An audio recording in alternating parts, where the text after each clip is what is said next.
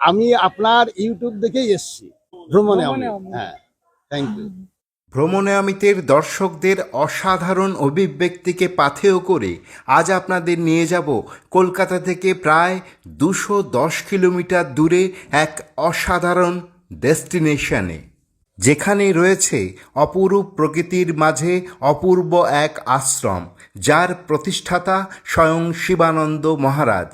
ঘুরে দেখানোর পাশাপাশি আপনাদের জানাবো এখানে কিভাবে আসবেন, কোথায় থাকবেন, কোথায় খাবেন এবং যোগাযোগের নম্বর সহ সমস্ত জরুরি তথ্য তুলে ধরব আজকের ভিডিওতে। ভ্রমণে অমিতের আর একটা নতুন ভিডিওতে আপনাদের স্বাগত। আজ 12ই ফেব্রুয়ারি 2025 বুধবার। আজকের ভিডিও হতে চলেছে একটা অসাধারণ অভিজ্ঞতা। তবে ভিডিওটি শুরু করার আগে একটি বিশেষ আবেদন জানাবো। আপনারা অনেকেই ভ্রমণে অমিতের চ্যানেলে নিয়মিত ভিডিও দেখছেন, অনেক দর্শক সাবস্ক্রাইব করেছেন, তাদেরকে আমার আন্তরিক কৃতজ্ঞতা। এমন অনেক দর্শক আছেন যারা ভিডিও দেখছেন অথচ কোনো কারণে এখনো সাবস্ক্রাইব করা হয়ে ওঠেনি। তাদের উদ্দেশ্যে বলছি, দয়া করে সাবস্ক্রাইব করুন, আমাদের সম্পর্ক অটুট করুন। আজ ভিডিও শুরু করার আগে অসাধারণ এক অভিজ্ঞতার সম্মুখীন হলাম। ভ্রমণামিতের দুজন দর্শক ভ্রমণামিতের ভিডিও দেখে দর্শন করতে এসছেন শিবানন্দ সেবাশ্রম। আমি আপনার ইউটিউব দেখেই এসেছি ভ্রমণে অমৃত। হ্যাঁ, থ্যাংক ইউ। আর সত্যিকারে এই ইউটিউবার আছে রে বলে না, অনেক আমরা ছোট ছোট জানতে পারি জায়গা। আপনার অনুপ্রাণিত হয়ে আমরা এসেছি। কেন হঠাৎ আপনি সেবায় শহীদদের নিজেকে সেবায় নিজেকে নিয়োগ এই করেছেন। যে দেখতেই পাচ্ছেন, হ্যাঁ, ভীষণ ভালো, ভীষণ ভালো। মানুষের মন শরীর সব সুন্দর হয়ে যাবে। ঘুরতে পারবে, ভীষণ সুন্দর, ভীষণ সবাই সুন্দর। এই এখন বেরিয়ে যাবো আসানসোল। আপনারা দেখতে পাচ্ছেন আমার পাশে রয়েছেন শিবানন্দ মহারাজ। তো আজকে আসানসোলে যে আমি যাচ্ছি, আমি কিন্তু একাই যাচ্ছি না, সঙ্গে মহারাজ থাকবেন। আমরা মধ্যমগ্রাম শিবানন্দ সেবাশ্রম থেকে এখন যাত্রা শুরু করছি। সামনে দেখতে পাচ্ছেন গাড়ি রয়েছে আর মহারাজ স্বয়ং এসে গেছেন। মহারাজ বসলেই আমাদের গাড়ি এখন আসানসোলের উদ্দেশ্যে রওনা হবে। তাহলে আপনাদের সঙ্গে আবার দেখা হচ্ছে মাঝ রাস্তায় বা আসানসোলে। আসানসোল যাওয়ার পথে ভক্তের বিশেষ আমন্ত্রণে শিবানন্দ মহারাজ উপস্থিত হয়েছিলেন এক ভক্তের বাড়ি।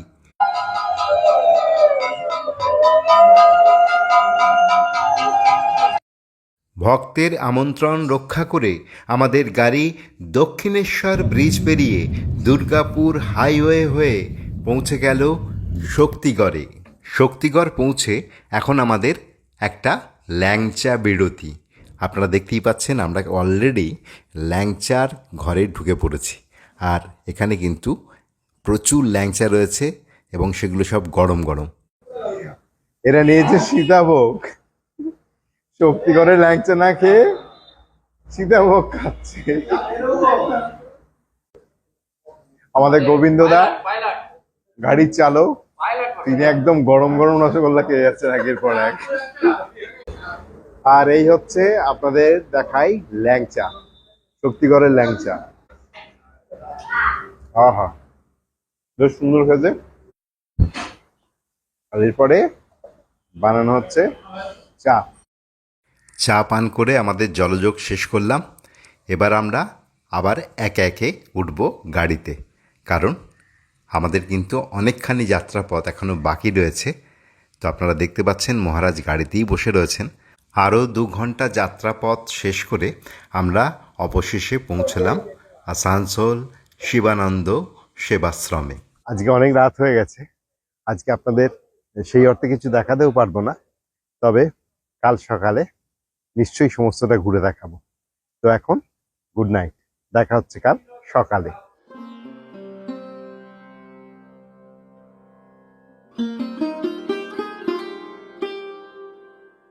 গুড মর্নিং বন্ধুরা। আজকে 13 তারিখ সকাল।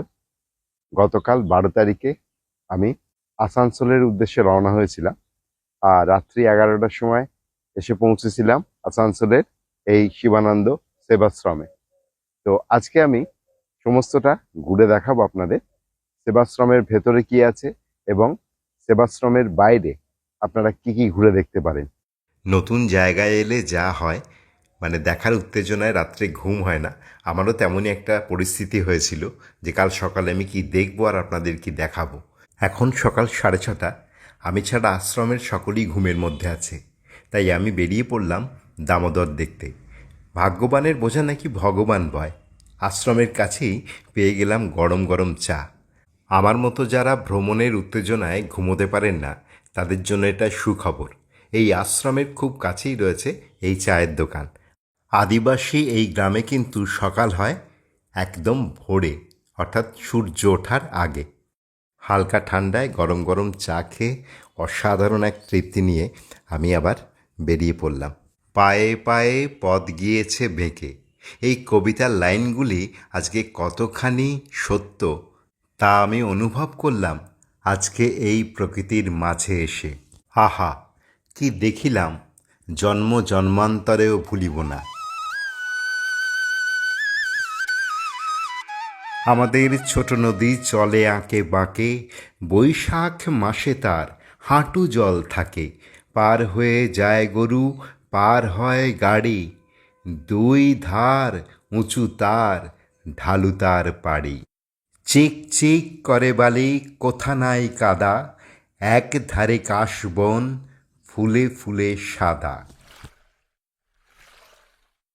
আপনারা দেখতেই পাচ্ছেন আমি একেবারে নদীর জলে নেমে গেছি। এটা হচ্ছে দামোদর নদী।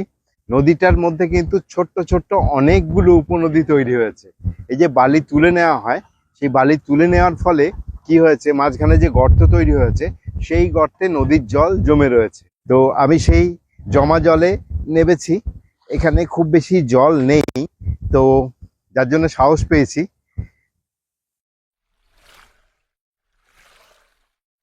অসাধারণ লাগছে। আপনারাও যখন আসবেন তখন অবশ্যই এই দামোদরের পাড়ে আসবেন। এটা একটা খুব লোভনীয় জায়গা। যারা ভ্রমণ পিপাসু মানুষ, তাদের এই দামোদরের জলে কিন্তু পিপাসা মিটতে পারে। দামোদর দেখে ফেরার পথে লক্ষ্য করলাম একটা ইটভাটার। এটা রয়েছে আশ্রমের ঠিক উল্টো দিকের রাস্তায়। শহরের মানুষের এসব দেখার ভাগ্য খুব সহজে হয় না। তো আমি দেখতে যখন পেলাম, ইটভাটার ভেতরে প্রবেশ করলাম। তবে বড্ড ধুলো, তাই বেশিক্ষণ থাকতে পারলাম না। আসানসোলের অন্যতম একটা বিখ্যাত জিনিস হচ্ছে কয়লা। এই কয়লার খাদান এখানে রয়েছে। তো আমি চেষ্টা করব আপনাদেরকে এই খাদানের খুব কাছে নিয়ে গিয়ে দেখাতে। আমরা যারা কলকাতায় থাকি বা এই অঞ্চলে থাকি না, তারা এই ধরনের অভিজ্ঞতা থেকে বঞ্চিত হয়। আমি এখন কয়লা খাদানের ঠিক সামনে দাঁড়িয়ে রয়েছি, কিন্তু আজকে একটা স্পেশাল চেকিং আছে, যে কারণে খাদানের ভেতরে প্রবেশ করা যাবে না। নাহলে আপনাদের খুব কাছ থেকে আমি দেখাতাম। তো আপাতত আমি বাইরে থেকে আপনাদেরকে দেখাচ্ছি, অর্থাৎ যেখান পর্যন্ত সাধারণ মানুষ আসতে পারে সেখানে এসে আমি আপনাদের এই খাদান দেখানোর চেষ্টা করছি। জানি না আপনারা কতটা দেখতে পাবেন। ওই যে দূরে দেখতে পাচ্ছেন কিছু জেসিবি রয়েছে, ওইখানেই কিন্তু কয়লা তোলার কাজ চলছে। আর এই যে রাস্তাটা দেখতে পাচ্ছেন, এখান দিয়েই কয়লাগুলো ওপরে নিয়ে যাওয়া হয়। আপনারা যখন আসবেন সুযোগ পেলে নিচে গিয়ে দেখবেন, আর তার জন্য অবশ্যই আগে থেকে এসিএল থেকে পারমিশন করাতে হয়। খাদান দেখে আমি আবার ফিরে এলাম শিবানন্দ সেবাশ্রমে। কাল রাতে আপনাদের দেখাতে পারিনি, এটা হচ্ছে শিবানন্দ সেবাশ্রমের তিরাট শাখার মূল প্রবেশদ্বার। এই প্রবেশদ্বারটি কিন্তু অসাধারণ। 3টি কলস রয়েছে মাথায়, আর প্রবেশদ্বার দিয়ে ভেতরে ঢুকলেই রয়েছে একটা বিশাল এরিয়া। এটা মূলত পার্কিং জোন হিসেবেই ব্যবহার করা হয়। প্রবেশ করেই বাঁ দিকে রয়েছে অফিস ঘর। অফিস ঘরের দেওয়ালে দেখতে পাবেন তিরাট শিবানন্দ সেবাশ্রমের কার্যনির্বাহী কমিটির সদস্যদের পরিচয়। এখান থেকেই মূল মন্দির প্রাঙ্গণের দৃশ্য দেখা যায়। আমি আপনাদের মন্দির এবং সেবাশ্রমের সমস্ত জায়গাগুলো ঘুরে দেখাবো, তবে আপাতত খুব খিদে পেয়েছে। এখন আমি ব্রেকফাস্ট করব। ব্রেকফাস্ট করার জন্য আমি পৌঁছে গেছি আশ্রমের কিচেনে। আর আপনারা দেখতেই পাচ্ছেন এখানে গরম গরম লুচি বানানো হচ্ছে। আজকে অনেক মানুষ রয়েছেন এই আশ্রমে, তাদের সকলের জন্যেই অরুচির রুচি মনোহরা লুচি বানানো হচ্ছে। এখন আমি ব্রেকফাস্ট করছি, আর লুচির সাইজ এবং তার গঠন দুটোই কিন্তু খুব লোভনীয়, মানে এরকম ফুলকো লুচি আর তার সঙ্গে কি দিচ্ছে আমি আপনাদের দেখাচ্ছি। বলতে বলতে চলে এসছে আলুর চচ্চড়ি, আলুর চচ্চড়ি, ব্যাস ব্যাস, তাহলে আর দেরি নয়, খাওয়া হোক শুরু। এই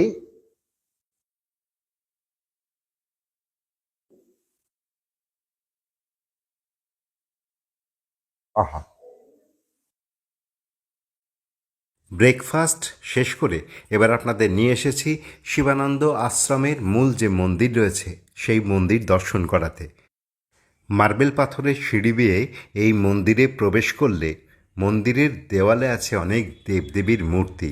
তো চলুন একে একে সেগুলো আপনাদের ঘুরে দেখাই। গর্ভগৃহের বাম প্রান্তের দেওয়ালে রয়েছে দুটি শিব মূর্তি। এরপরে আমরা চলে এসেছি একদম গর্ভগৃহের ঠিক পিছনে। এই পিছনের দেওয়ালে রয়েছে একটি শিব ও শক্তি মূর্তি। আপনারা যারা মধ্যমগ্রাম বাদু শিবানন্দ সেবাশ্রম দর্শন করেছেন তারা কিন্তু এই মূর্তিটির সঙ্গে পরিচিত। গর্ভগৃহের দক্ষিণ প্রান্তের দেওয়ালে রয়েছেন কৃষ্ণ ও অর্জুন। আর এই মন্দিরের একটি বিশেষত্ব আছে যেটা আমরা শিবানন্দ মহারাজের মুখ থেকে জেনে নেব। তোমরা এই যে বাদুতে যে মন্দির দেখেছো, দেখো একদম কিন্তু একই মন্দির কিন্তু। আহ, এই যে নিচটা দেখছো, নিচটা কিন্তু মসজিদ, তারপর এটা কিন্তু গির্জা, তার উপরে কিন্তু মন্দির। মানে তিনটে কিন্তু মতকে এখানে আমি প্রাধান্য দিয়েছি সর্বধর্ম হিসেবে। এবার শিবানন্দ মহারাজ আমাদের গর্ভগৃহটি ঘুরে দেখাবেন এবং সেখানে কোন কোন দেবতা আছেন তিনি জানাবেন। এখানে মা শক্তি রূপে বিরাজ করছেন স্বয়ং শিবের কোলে।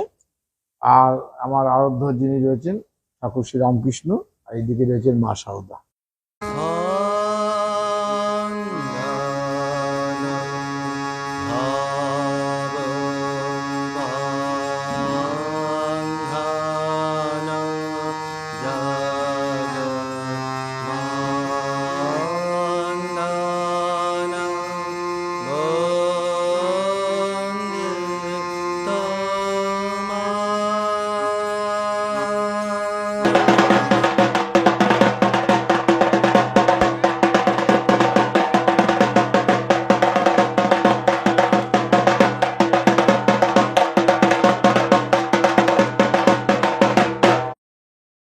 আসানসোল তিরাট শিবানন্দ সেবাশ্রমের মন্দির আপনাদের দেখালাম। এবার জেনে নেব এই আশ্রম গড়ে উঠল কিভাবে। আসানসোলে আমি আসার কোনো পরিকল্পনা ছিল না, কিন্তু 2003 সালে আমি একজনের মাধ্যমে আসি আসানসোলে। কিন্তু তার সঙ্গে আমার কথা ছিল যে আমি আসানসোল যেতে পারি, কিন্তু ওখানে আশ্রম তৈরি করতে, সেবামূলক কাজে। তাতে ওরা রাজি হয়েছিল, আমাকে নিয়ে এসেছিল। কিন্তু পরবর্তীকালে দেখা গেল যে ওখানে আমাকে নিয়ে একটা বিজনেসের জায়গায় চলে গেল। তারপর আমি আসা বন্ধ করে দিলাম। যখন দেখলাম আমাকে নিয়ে বিজনেস শুরু করেছে, এরা কাজের কাজ কিছু করবে না, তখন আমি আসানসোল আসার স্টপই করে দিলাম। তখন এরা আবার এখানে আমার সাথে কন্ট্যাক্ট করে ওখানে যাওয়া, ওখান থেকে আবার আমাকে জোর করে নিয়ে যায় যে তোরা যদি কথা দিয়ে আশ্রম তৈরি করবি, মানুষের সেবামূলক কাজের মধ্যে মানুষের সেবায় থাকবে, তাহলে আমি যাব। এখানকার এতটা রুরাল বেল্ট, মানে মানুষগুলো 1000 ইট মাথায় করে বই দিলে 100 টাকার মতো পায়। আম, পাথর কেসারে দিলে পরে সামান্য টাকা ওরা অর্জন করে। আর তাতে করে আর ছেলেরা তো নেশা করেই থাকে, এখানে বালি কয়লা এগুলো সব ব্যাপার। সেই জন্য আমি চিন্তা করলাম যে এই জায়গাটা যদি থাকা যায় তাহলে এদের পরিবেশটা ঠিক হবে, আশ্রমটা হলে এদের পাশে যদি এই মানুষগুলোকে এক করা যায় তাহলে পরে এখানে ডেভেলপ হবে, এদেরকে চিনবে মানুষ। তা সেতে আমাদের কার্তিক বসে আছে, পরে চিন্ময়, আমার যে ছেলে মেন ভিত আর কি, ওরা সব পিলার। এরা কি করলো, এরা বললো যে বাবা কোনো চিন্তা নেই, বংশ বলে যে যে জমিটা মহারাজের এ আছে সে প্রকাশপত্র করে দিন, ওইটা আশ্রম হবে। কিন্তু যার যে জমিটা আছে সে ছাড়বে কিনা সেটাও ব্যাপার। কিন্তু সেও রাজি হয়ে গেল পরবর্তীকালে। এটা ভালো করে বলতে পারবে আমার আশ্রমের ছেলেরা, চেষ্টা, নিষ্ঠা, ভালোবাসা আজকে এই আশ্রমটাকে এই জায়গায় নিয়ে গেছে। পরিচয় করে দিই আমার সাথে, আমার কার্তিক গান্ধী, এ হচ্ছে এখানকার কমিটি ট্রেজারার, হচ্ছে পরেশ মণ্ডল, হচ্ছে ভাইস প্রেসিডেন্ট, আরো সব ছেলেরা আছে, সবাই আসবে আস্তে আস্তে। আমার নাম পরেশ মণ্ডল, আমি এই আশ্রমের ভাইস প্রেসিডেন্ট, সহসভাপতি। আমি এই আশ্রমে যুক্ত হয়েছি 2012-13-তে। আমি সরাসরি যুক্ত হয়েছি 12-13-তে। মানে আমার স্ত্রী বকুল মণ্ডল, সে সরাসরি প্রথম থেকে যুক্ত ছিল। আমি তখন দূরে দূরে থাকতাম, মানে আমরা হেল্প করতাম। এই আশ্রমের জন্য আমাদের বংশগোপাল চৌধুরীকে ধরেছিলাম, ধরে এটা বীরেন চ্যাটার্জি আমাদের সভাপতি ছিল পঞ্চায়েত সমিতির, তাকে ধরে এই জমিটা আমরা কালীপদ পালের কাছ থেকে নিই, এবং কালীপদ পাল সঙ্গে আমাদের গ্রামের মানুষ সবাই সই করেছিল, স্বাক্ষর দিয়েছিল যে হ্যাঁ এটা এখানে আশ্রম করা দরকার। এবং তখন আমরা এই জায়গাটা মহারাজ চয়েস করেছি, কিন্তু আমরা সেটা ব্যবস্থা করে দিয়েছিলাম। আমরাও জানতাম না যে এত বড় একটা আশ্রম এখানে হবে। তারপর মহারাজের সঙ্গে যখন সান্নিধ্যে আসি, মানে আমার সেই সময় মহারাজ লিখে দিয়েছিল যে তোর কিন্তু জেল পুলিশ আছে। তো আমরা তখন আমি তো কোনো ঝামেলায় কখনো জড়িয়ে থাকতাম না, কিন্তু সেই সময় আমাদের গ্রামে ওই গরিব মানুষের একটা জায়গা ছিল, সেই জায়গাটা যে তার পক্ষে থাকে একজন কেড়ে নেওয়ার চেষ্টা করেছিল। আমরা বাধা দিয়েছিলাম, তো আমাদের নামে ফলস কেস দিয়ে আমাদেরকে জেলে দিয়েছিল। তো তখন থেকে যে মহারাজ যে লিখেছিল যে তোর জেল আছে, তো তখন থেকে মহারাজের প্রতি বিশ্বাস হয়, আনুগত্য আসে, এবং তখন থেকেই যে মহারাজের সঙ্গে জড়িয়ে যায়। এখন মহারাজ ছাড়া অন্য কোনো চিন্তা ভাবনা আমরা করতে পারি না। এখন আপনাদের শিবানন্দ সেবাশ্রমের এমন একটা জায়গা দর্শন করাবো যে জায়গা নিয়ে রয়েছে রৌমহর্ষক কাহিনী, আর সে কাহিনী বলবেন শিবানন্দ মহারাজ। পঞ্চমুণ্ডির আসন, এখানে 5টা গাছও আছে, পঞ্চবৃক্ষ আছে, পঞ্চমুণ্ডি এখানে। এখানে কিন্তু বিষধর সব সর্প থাকে। কি এখানে যে অমিত দাঁড়িয়ে আছে, অমিতের ওখানে কিন্তু পাশেই থাকতে বেরিয়ে করতে পারে। ঘটনা হচ্ছে এখানে আমাদের গ্রামের মেয়েরা গোবর দিয়ে এখানে মানে করে দিত, মানে গোবর দিয়ে লেপে দিত প্রতিদিন গোবর দিয়ে। এবারে ঘটনা হচ্ছে একদিন গোবর পায়নি, তাই জল দিয়ে করে দিয়েছে, শুধু জল দিয়ে করতে। তারপরে নাকি বালতিটা রেখে গেছিল, বালতি নিতে এসছি যখন, 2টো সাপ একদম তারা, এবং সে তারা মানে ওই মেন গেট দিয়ে ওরা দৌড়ে পালিয়ে গেছে বালতি ফেলে, আর আসছে না ভয়। তারপরে আমাদের আশ্রমে ওরা এসে বলছে কি মানে গোবর নিয়ে আসো, গোবর যাওনি বলে হয়েছে। সে আবার ওরা গোবর কুড়িয়ে এনে সেই গোবর গুলে আবার সে আস্তে আস্তে আসে সাহস করে, তখন আর দেখা যায়নি। তারপর সেই গোবর টোবর দেয়, মানে ওদের সেদিন থেকে ওরা কিন্তু খুব সচেতন হয়ে গেছিল। এবং এখানে কিন্তু মা স্বয়ং বিরাজ করছে। আমার এখানে বলা আছে যে কেউ যদি একটু মাটি যদি তার মাথায় বুলি দেয়, তাতে কাজ হবে। এরপর আমরা কি দেখবো? আসছি, আমি দেখাচ্ছি, এদিকে আসো। ঘরের মতো রয়েছে, এখানে এখন এসেছি। এটা এক্স্যাক্টলি কি কাজে লাগে এই আশ্রমে? এখানে আমার যে স্বনির্ভর গোষ্ঠী আমার মেয়েরা আছে, যারা এখানে মাশরুম চাষ করে। আচ্ছা এই শীতকালে ঠান্ডার সময় এই মাশরুম উঠে গেছে, এখন আবার বন্ধ আছে, আবার ওরা চাষ করে। আচ্ছা, আর এই চাষের যে মাশরুম হয়, এটা মাশরুমটা ওরা আমাদের বাদু আশ্রমে বিক্রি করে, ভক্তরা নেয়, এখানেও আচ্ছা। নিয়ে যায়, পঞ্চায়েত থেকে নিয়ে আচ্ছা, যায়। তার মানে যে সমস্ত মেয়ে এখানে মাশরুম চাষ করে বা স্বনির্ভরের সঙ্গে জড়িত রয়েছে, তাদের আর্থিক কিছু আর্থিক, সুবিধা হ্যাঁ, হয়। এখান থেকে যেহেতু সেই কথা ভেবেই আপনি করেছেন। ঠিক ঠিক। এটা কি মুড়ি মেশিন? এটা মুড়ি মেশিন, এটা আচ্ছা। ঘন্টায় 300 কিলো মুড়ি হয়। আচ্ছা এবং এইসব রয়েছে এখানে মুড়ি, এবং আমাদের ফিনাইনটিন তৈরি হয়, সেগুলো আচ্ছা, পরে দেখাবো। আচ্ছা। এই মুড়িগুলো যে কেনা আর বিক্রি করার যে জায়গাটা, সেটা খুব অসুবিধা হয়ে গেছে। মানে এখনো সেরকম ভাবে মানে হয়নি, মার্কেটটাকে সেইভাবে এত ভেতরে এসে তো, মানে যারা বাইরে হচ্ছে তারা চলে যাচ্ছে, কিন্তু এতটা ভেতরে এরা খুব মানে খুব পরিশ্রম করছে। যদি কেউ এরকম মানুষ আসে, তারা এদের থেকে মুড়িটা পারচেস করে নিয়ে যায়, আমার মনে হয় তাদের জন্য খুব ভালো হয়। যে এই যে প্রসেসটা রয়েছে, অর্থাৎ প্রোডাকশন এবং সেটা মার্কেটজাত করা বা বাজারজাত করা, এই প্রসেসটার মধ্যে একটা গতি যদি আসে, তাহলে অনেকগুলি মানুষের কিন্তু উপকার হয়, যারা এই এবং খুব স্বনির্ভর খুব গোষ্ঠীর গরিব সঙ্গে- মানুষ, এরা খুব গরিব মানুষ, তাদের উপকার হয়। যে নাম্বারে আপনারা যোগাযোগ করলে এই আশ্রমে উৎপাদিত মুড়ি আপনারা কিনে নিয়ে গিয়ে বাজারে ছাড়তে পারেন।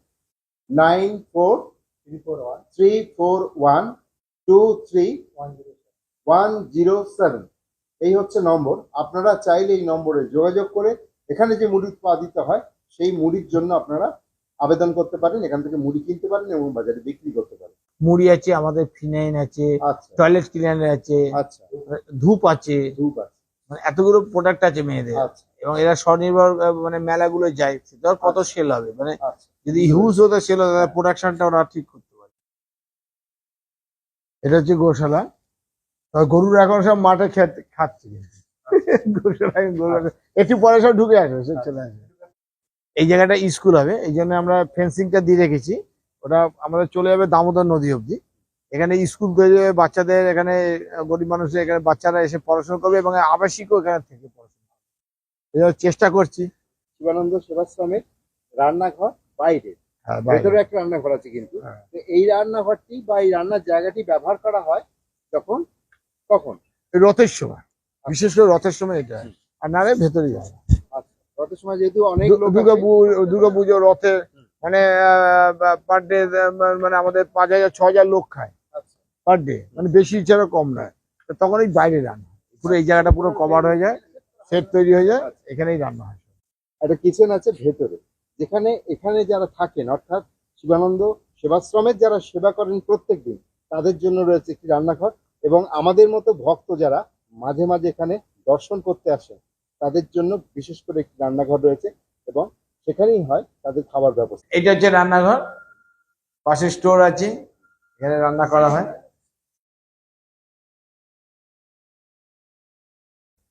কিচেনের পাশেই রয়েছে স্টোর রুম। এটাও কিন্তু খুব বড় একটা স্টোর রুম, আর প্রচুর দেখুন কতগুলো ড্রাম রয়েছে স্টিলের, যেখানে স্টোর করা থাকে এই আশ্রমের খাবার। আর অনুষ্ঠানের সময় ওখানে রান্না হয়, এখানে সব রাখা হয়, রেখে এখানে ডিস্ট্রিবিউট হয়। আমি এখন দাঁড়িয়ে রয়েছি শিবানন্দ সেবাশ্রমের ডাইনিং হলে। যে সমস্ত ভক্ত বা দর্শনার্থী এখানে আসেন তারা এখানে বসেই কিন্তু ভোগ প্রসাদ গ্রহণ করেন। আমি এখন চলে এসেছি শিবানন্দ সেবাশ্রমের ওয়াটার প্ল্যান্টে। এখানে পরিশ্রুত পানীয় জলের ব্যবস্থা আছে। শুধুমাত্র আশ্রমের জন্য নয়, আশ্রমের বাইরেও এই জল সরবরাহ করা হয়। বিশেষ করে এই অঞ্চলে গরমের সময় পানীয় জলের অভাব মেটাতে সাহায্য করে শিবানন্দ সেবাশ্রম। আর আপনারা এখন সম্পূর্ণ প্ল্যান্টটা দেখতে পাচ্ছেন, আর এই স্টিলের ট্যাঙ্কেই রয়েছে পরিশ্রুত পানীয় জল। এবার আপনাদের নিয়ে এসেছি শিবানন্দ সেবাশ্রমের অত্যন্ত একটি গুরুত্বপূর্ণ জায়গায়। এখানে আশেপাশের গ্রামের মহিলাদের স্বনির্ভর প্রকল্পে যুক্ত করা হয়, আর এটির নাম হচ্ছে মা সাধনা স্বনির্ভর গোষ্ঠী। এখানে মহিলারা পোশাক থেকে গহনা এবং নিত্য প্রয়োজনীয় নানান জিনিস তৈরি করে থাকেন। শিবানন্দ মহারাজের ছত্রছায়া থেকে প্রায় 50 জন মহিলা স্বনির্ভর হয়ে উঠেছেন। পরিবার সামলে তারা সম্মানের সঙ্গে অর্থ উপার্জন করে নিজেদের ও পরিবারের সকল সদস্যদের জীবনের মান উন্নত করার কাজে লিপ্ত হয়েছেন। ভ্রমণে অমিতের তরফ থেকে সকলের জন্য রইল অনেক অনেক অভিনন্দন এবং আগামীর শুভেচ্ছা। এবার আমি আপনাদের নিয়ে এসেছি শিবানন্দ মহারাজের গৃহে, অর্থাৎ যে ঘরে শিবানন্দ মহারাজ থাকেন। এই ঘরে রয়েছে দুটি সোফা। যারা শিবানন্দ মহারাজের সঙ্গে সাক্ষাৎ করতে আসেন তারা এই সোফায় বসে শিবানন্দ মহারাজের সঙ্গে সাক্ষাৎ করেন। আর এই হচ্ছে শিবানন্দ মহারাজের শয্যা। আর এখানে একটি বড় আলমারি রয়েছে, আর পাশে রয়েছে টিভি। এছাড়া রয়েছে একটি এসি ও পাখা। এবার আপনাদের শিবানন্দ মহারাজের ওয়াশরুমটা একটু ঘুরে দেখাই। ঢুকতেই আপনাদের চোখ টানবে একটি সুন্দর বেসিন, তার উপরে একটা আয়না লাগানো রয়েছে, একটা ওয়াল ক্যাবিনেট রয়েছে, একটা রয়েছে এক্সস্ট ফ্যান, এবং ভেতরে বসে যাতে ফ্যানের হাওয়া পেতে পারে সে ব্যবস্থাও রয়েছে। আর রয়েছে এখানে কল, শাওয়ার এবং হচ্ছে গিজার। মহারাজের ঘর তো আপনাদের দেখালাম, এবার দেখাবো গেস্ট রুম, অর্থাৎ আমি বা আপনারা এলে কোথায় থাকবেন। এটা হচ্ছে গেস্ট রুম। এই ঘরটা বিশাল বড়, এবং ঘটনাচক্রে জানাই এই ঘরটায় কিন্তু আমি রয়েছি। আর এই ঘরে রয়েছে দুটো কিং সাইজ বেড, আর ওপরে দেখতে পাচ্ছেন রয়েছে পাখা এবং এসি, আর একটা সুন্দর বাথরুম রয়েছে। আর বাথরুমে ঢোকার আগেই রয়েছে একটা বেসিন, মিরর, আর রয়েছে টাওয়াল হোল্ডার। এরপর আমি আপনাদের বাথরুমটা দেখাচ্ছি। মেঝেটা দেখেই বুঝতে পাচ্ছেন যে বাথরুমটা কত পরিষ্কার পরিচ্ছন্ন। আর বাথরুমের ভেতরে রয়েছে একটা কোমোড, চান করার জন্য একটা বালতি, তার ওপরেই রয়েছে গিজার। ঠান্ডায় কিন্তু এটা খুব কাজে লাগে। পাশে রয়েছে শাওয়ার, একটা টাওয়াল হোল্ডার আর এক্সস্ট ফ্যান। এরকম অনেকগুলো গেস্ট রুম রয়েছে, তার আরেকটি আপনাদের দেখাচ্ছি। এখানেও একটা কিং সাইজ বেড আছে, আলমারি আছে, ড্রেসিং টেবিল আছে, আর খুব সুন্দর করে সাজানো গোছানো, এসিও আছে, ফ্যান আছে, আর পর্দার রঙটা দেখেছেন কি সুন্দর লাগছে। আর এই ঘরের লাগোয়া রয়েছে ভোগঘর। চলুন আপনাদের ভোগঘরটা এখন ঘুরে দেখাই। আমি এখন পৌঁছে গেছি ভোগঘরে। বিশাল বড় একটা ঘর এবং চারিদিকে প্রচুর জায়গা রয়েছে, আলো বাতাস রয়েছে। এখানেই কিন্তু দেবতাদের ভোগ রান্না হয়। এবার আপনাদের নিয়ে যাব আরেকটি গেস্ট রুমে। এই গেস্ট রুমটি কিন্তু ব্যবহার হয় মূলত উৎসবের দিনগুলোতে, অর্থাৎ প্রচুর মানুষ যখন আসে তখন এই রুমগুলিও ব্যবহার করা হয় এবং একসঙ্গে অনেকগুলো মানুষ তখন থাকতে পারেন। এখানে একটা বাথরুমও রয়েছে, খুব পরিষ্কার পরিচ্ছন্ন। আর এই ঘরটিতেও রয়েছে পাখা এবং এসি। উৎসবে বা অনুষ্ঠানের সময় একসঙ্গে অনেক মানুষের এখানে শোয়ার ব্যবস্থা করা হয়, যার জন্য কোনো রকম ফিক্সড বেড এখানে নেই। শিবানন্দ সেবাশ্রম আপনাদের ঘুরে দেখালাম। এবার শিবানন্দ সেবাশ্রম যে দুটি গ্রামকে কেন্দ্র করে গড়ে উঠেছিল সেই গ্রাম দুটো আপনাদের ঘুরে দেখাবো। তা প্রথমেই নিয়ে এসেছি হাড়াভাঙাতে। আর এখন দেখছেন হাড়াভাঙার সেই বিখ্যাত মাঠ, যে মাঠে ধন্যী মেয়ের শুটিং হয়েছিল। এবার আপনাদের নিয়ে পৌঁছে গেছি হাড়াভাঙা জগন্নাথ ধামে, যে জগন্নাথ ধামের সঙ্গে শিবানন্দ সেবাশ্রম এবং শিবানন্দ মহারাজের মধুর সম্পর্ক রয়েছে। এবার আপনাদের জগন্নাথ ধামের গর্ভগৃহে নিয়ে যাব, যেখানে রয়েছেন স্বয়ং জগন্নাথ, দাদা বলরাম এবং বোন সুভদ্রা।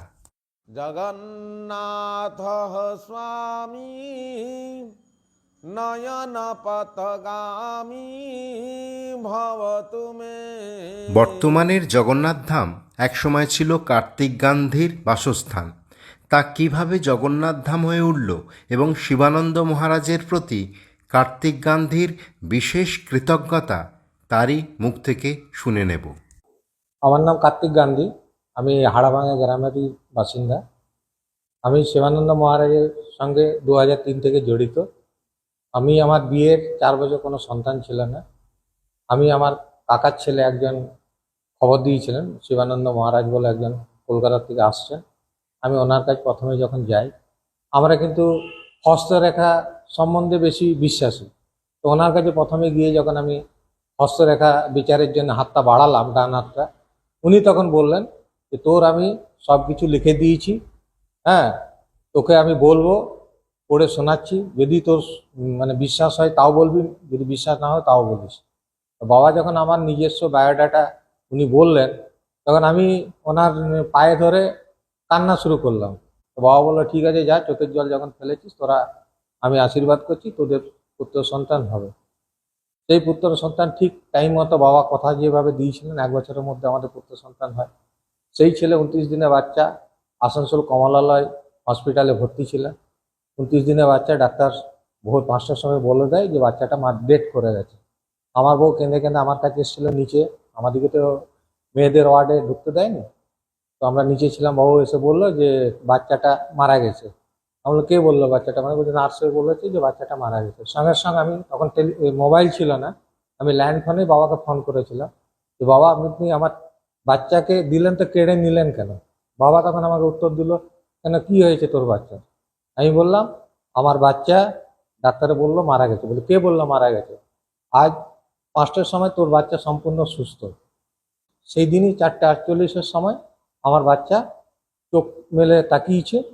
এখন সেই ছেলে আমাদের কলকাতা ইউনিভার্সিটিতে ফিজিক্সে কোর্স কমপ্লিট করছে। আচ্ছা কার্তিকবাবু, আমি শুনেছি জগন্নাথ ধাম এবং শিবানন্দ আশ্রমের মধ্যে একটা গভীর সম্পর্ক রয়েছে, তা সেই সম্পর্কটা ঠিক কী? এই বাড়িটা আমি বানিয়েছিলাম 2008-এ। বাবা কিন্তু আশ্রম যখন ছিল না, এই রুমটার মধ্যে জগন্নাথ দেব যেখানে আছেন এখানেই বাবা রাত্রি কাটিয়েছেন। এখান থেকে উনি আশ্রমে কাজ দেখাশোনা করতেন, মাসে 1 দিন হোক 15 দিন পরে এখান থেকে আশ্রমে উনি দেখাশোনা করতেন। এখানেই আপনার রান্না ফান্না সবই হতো। তারপর আস্তে আস্তে আস্তে আস্তে বাবার আশ্রম যখন আস্তে আস্তে ওপেনিং হয়ে গেল, হঠাৎ বাবা 2017-তে বললেন যে আমি এখানে রথ উৎসব করব। এই এলাকার রথ উৎসব নেই, রথ উৎসব করব। আমরা সেইভাবে রথ উৎসবের জন্য সবাই, আমরা যারা কমিটির মেম্বার, এলাকার মানুষ, বাসিন্দারা সবাই আমরা বাবার সঙ্গে ঝাঁপিয়ে পড়লাম বাবা এখানে 2017-তে যখন এই জগন্নাথ ধামে মানে মূর্তি রাখবে কোথায়, এই রুমটা যখন ফাঁকা ছিল, এই রুমটা আমি বানিয়েছিলাম আমাদেরই থাকার জন্য। কিন্তু বাবা যখন এখানে জগন্নাথ দেবকে এনে রাখলেন, এই জায়গাটাতে এখন জগন্নাথ দেবই ইউজ হয়। এখানে আপনার জগন্নাথ দেবের মূর্তি আছে, পাশে আপনার এখানে ভোগ রান্না হয় এখানে। এখন আপনাদের আমি নিয়ে এসেছি ভোগঘরে। আপনারা জগন্নাথ দেবের ভোগঘর দর্শন করছেন। এটা আমাদের সৌভাগ্য, এখানে জগন্নাথ দেবের ভোগ রয়েছে। প্রত্যেকদিন এখানে অন্নভোগ হয়, আর সেই ভোগ দেওয়া হয়ে গেছে, আর সেই ভোগের সামান্য অংশ আমি পেয়েছি। এখন আপনারা দেখছেন হাড়ভাঙা গ্রামের জগন্নাথ ধামের রথ। এই রথে চেপেই প্রত্যেক রথযাত্রায় ভগবান জগন্নাথ তার মাসির বাড়ি অর্থাৎ শিবানন্দ সেবাশ্রমে যান। সেই সময় হাড়াভাঙা ও তিরাটের মানুষজন মেতে ওঠেন রথযাত্রার উৎসবে। কার্তিকবাবু, এই রথযাত্রা কবে থেকে শুরু হয়েছে? এই রথটা 2017 থেকে শুরু হয়েছে। এই রথযাত্রা উৎসব কিভাবে আপনারা পালন করেন, মানে কি কি হয় এখানে? এখানে দেখুন, আমাদের সজা রথ মানে যেটা প্রথম দিন, সেদিন এখানে এই মাঠটাতে আমাদের একটা প্যান্ডেল হয়। এখানে 1000-10 মানুষের সেবার ব্যবস্থা বাবা করেন। তারপর এখান থেকে জগন্নাথ দেবের পুজো হয়, পুজোর ভোগ প্রসাদ পাওয়া যায়। এবার এখান থেকে বাবার একটা টাইম আছে, নির্দিষ্ট টাইম, সেই টাইমের মধ্যে এখান থেকে আমরা এই রাস্তা দিয়ে আমরা তিরাট শিবানন্দ সেবাশ্রমে পৌঁছানো হয়, মাসির বাড়ি যেটা বলা হয়। ওখানে আমাদের 8 দিন ওখানে জগন্নাথ দেব ওখানে থাকেন। ফির ওখানে আমাদের উল্টো রথের দিন আবার ওখান থেকে আমাদের এই হাড়াভাঙা গ্রামে চলে আসে, বাবাকে নিয়ে আসা হয়। এখানে মহা ধুমধাম করে এখানে অনুষ্ঠান হয়। হ্যাঁ, সোজা রথ উল্টা রথ বলুন, কোথা থেকে কিভাবে যে লোক আসে আমরা বুঝতে পারি না। আর বাবার একটা আশীর্বাদ তো আছেই, মানে আপনার এখানে যদি বর্ষা হয় তাও এই জায়গাটা আমরা কিন্তু শুকনো ইয়েটা পাই। আমরা হাড়াভাঙা জগন্নাথ ধাম দর্শন করলাম। এই হাড়াভাঙা গ্রামে কিন্তু আরও বেশ কয়েকটা মন্দির আছে, তারই একটা এখন আপনাদের দেখাচ্ছি, যেটি হচ্ছে শ্রী রাধা বিনোদজিউর মন্দির। মন্দির গর্ভগৃহে রাধা বিনোদজিউ ছাড়াও রয়েছেন জগন্নাথ, বলরাম এবং সুভদ্রা। এই মন্দিরটি দেখার পর এবার আমরা চলে গেলাম হাড়াভাঙা দুর্গা মন্দিরে। একটা বিশাল বড় দুর্গা মন্দির, সেটি এখন আপনাদের দেখাবো।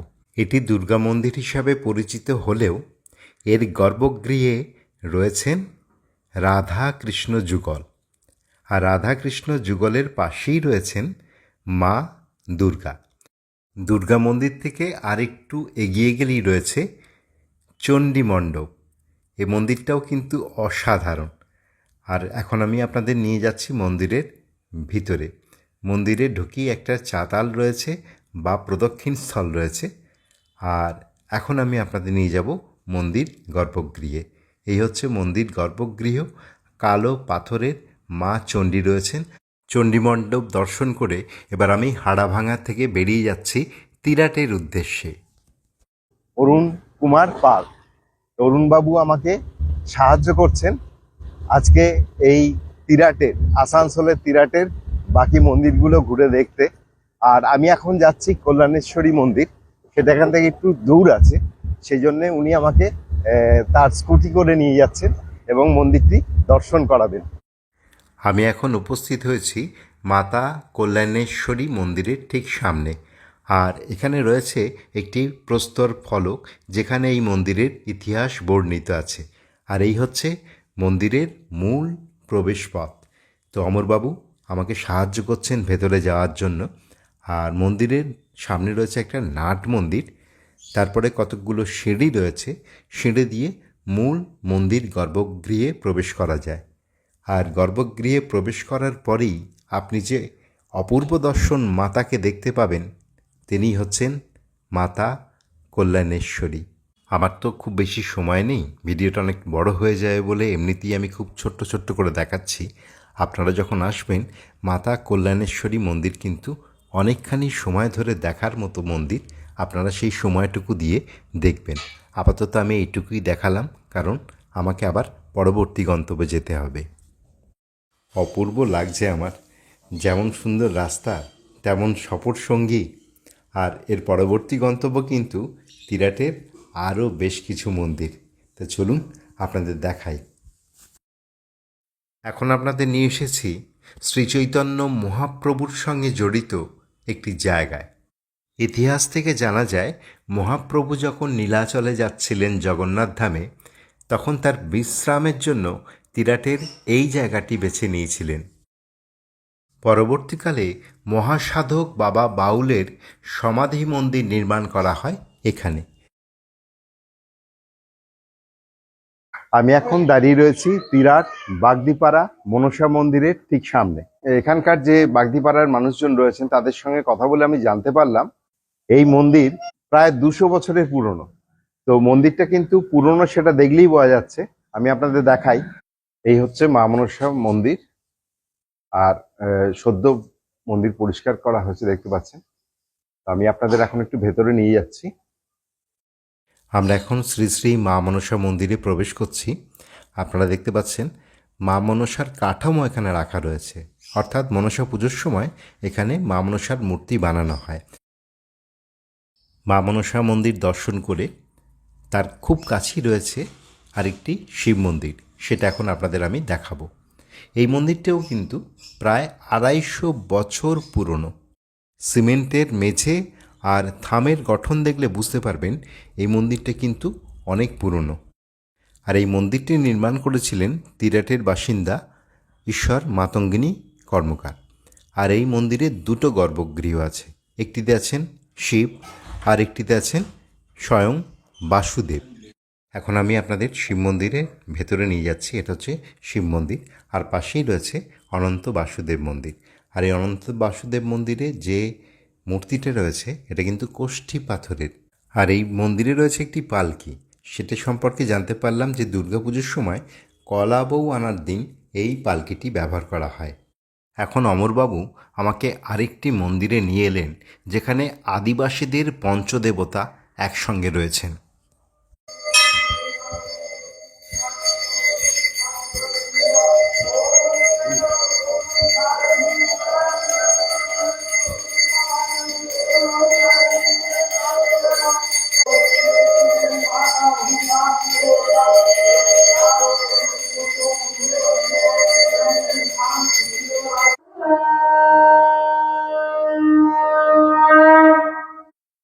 আমার নাম রামপদ জোর। এই মন্দির আজ 200 বছর আগের পরিকল্পনা। বরাবর এইভাবে পুজো হয়ে আসছে। পূর্বপুরুষরা যেভাবে পুজো করে এসছেন আমরা সেইভাবে বাবাকে পূজা করি। এইখানে আমাদের পঞ্চদেবতা আছে। ধর্মরাজ আছে, বুড়া রায়, চুনো রায়, মনসা, মঙ্গলা, ভক্তা সাহেব। এখন দুপুর 2টো। হাড়াভাঙা ও তিরাট গ্রাম ঘুরে আমি এখন চলে এসেছি শিবানন্দ সেবাশ্রমের ভোগঘরে। আজ ভোগ প্রসাদে কী আছে সেটা আপনাদের দেখাই। প্রথমেই দেখতে পাচ্ছেন ভাত রয়েছে, তারপরে রয়েছে বাঁধাকপি, তারপরে ডাল রয়েছে, আর টেবিলের ওপরেও কিছু রয়েছে দেখতে পাচ্ছি। হ্যাঁ, এই যে পালং শাকের ঘন্ট, সেটা আবার মটরশুঁটি দিয়ে, আর তার পাশে রয়েছে চাটনি, আলু সেদ্ধ। এখন আপনারা দেখতে পাচ্ছেন আমি ভোগ প্রসাদ খাচ্ছি, আর ভোগ প্রসাদ খেয়ে নিয়ে আপনাদের জানাবো আপনারা এই আশ্রমে এলে কিভাবে থাকবেন এবং যোগাযোগ কিভাবে করবেন। ভিডিওটা দেখার পর আপনারও নিশ্চয়ই ইচ্ছে হবে আসানসোল তিরাট শিবানন্দ সেবাশ্রমে 2-1 দিন এসে থাকতে। তাহলে চলুন মহারাজের কাছ থেকে জেনে নিই এখানে যারা থাকতে চান তাদের ঠিক কী করণীয়। মানে ওই যে নাম্বার আছে, ফোন নাম্বারে ফোন করবে কলকাতা আশ্রমে, ওখানে ফোন করে বলে দেবে আমরা কদিন থাকবো, কদিন যাচ্ছি, এটা বলে দিলে তাহলে এখানকার ছেলেরা সেইভাবে ব্যবস্থা করে দেবে। আর এর জন্য তাদের প্রণামী বা দক্ষিণা কিরকম? ডোনেশন সে যেটা মনে করবে দিয়ে যাবে। আমি তো মনে করি কি, আমি তো একটা কথা বলি, ডুয়ার্সে যারা যায় আমার মনে হয় এটা তো মানে ডুয়ার্সদের থেকে মানে ভালো লাগে। এক্স্যাক্টলি, এটা ভালো লাগে। হ্যাঁ, তো আপনারা যারা আসবেন স্ক্রিনে এই মুহূর্তে নম্বর দিয়ে দিলাম, সেই নম্বরে যোগাযোগ করে আসবেন। আর এখানে কিন্তু ফিক্সড কোনো রেট নেই, আপনার মন যা চায় এবং থাকার পর যে অনুভূতি বা উপলব্ধি আপনার হবে সেটা দিয়ে বিচার করে যেটা আপনার দক্ষিণা বা প্রণামী হিসেবে দিতে ইচ্ছা করবে সেটাই দেবেন।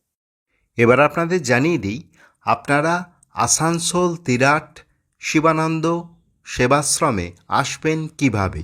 যদি বাই রোডে আসেন তাহলে আসানসোল কালীপাহাড়ি ব্রিজের তলায় নামতে হবে, সেখান থেকে পাবেন অটো, সেই অটো আপনাকে পৌঁছে দেবে শিবানন্দ সেবাশ্রমে। আর যারা ট্রেনে করে আসবেন তাদের নামতে হবে রানীগঞ্জের পরের স্টেশন কালীপাহাড়ি বা আসানসোল। আসানসোল স্টেশন থেকে আসানসোল তিরাটগামী বাসে চেপে আপনারা সহজেই পৌঁছতে পারেন তিরাট শিবানন্দ সেবাশ্রমে। আর যারা কালীপাহাড়ি নামবেন তারা খুব সহজে কম সময়ে অটো করে পৌঁছতে পারেন শিবানন্দ সেবাশ্রমে। গতকাল 12ই ফেব্রুয়ারি আমি মধ্যমগ্রাম শিবানন্দ সেবাশ্রম থেকে বেরিয়েছিলাম আসানসোলের উদ্দেশ্যে। আজকে 13 তারিখ। আসানসোল তিরাট শিবানন্দ সেবাশ্রম আপনাদের ঘুরে দেখালাম এবং এই আশ্রম ছাড়াও আশেপাশের অনেকগুলো দর্শনীয় স্থান, অনেকগুলো মন্দির আপনাদের ঘুরে দেখালাম। আশা করি আজকের ভিডিওটা আপনাদের দারুণ লেগেছে এবং আপনাদের সকলকে আমন্ত্রণ রইল আসানসোল তিরাট শিবানন্দ সেবাশ্রমে এসে 2-1 দিন থাকার জন্য। ভিডিওটা যদি ভালো লাগে তাহলে অবশ্যই লাইক, শেয়ার এবং কমেন্ট করতে ভুলবেন না। আর ভ্রমণামিতে চ্যানেলে যারা প্রথমবার এলেন এবং ভিডিও দেখলেন তাদের উদ্দেশ্যে বলছি, প্লিজ প্লিজ প্লিজ সাবস্ক্রাইব করুন এবং ভ্রমণামিতের সাথে থাকুন, পাশে থাকুন। সকলে খুব ভালো থাকবেন। আজকের মতো টাটা।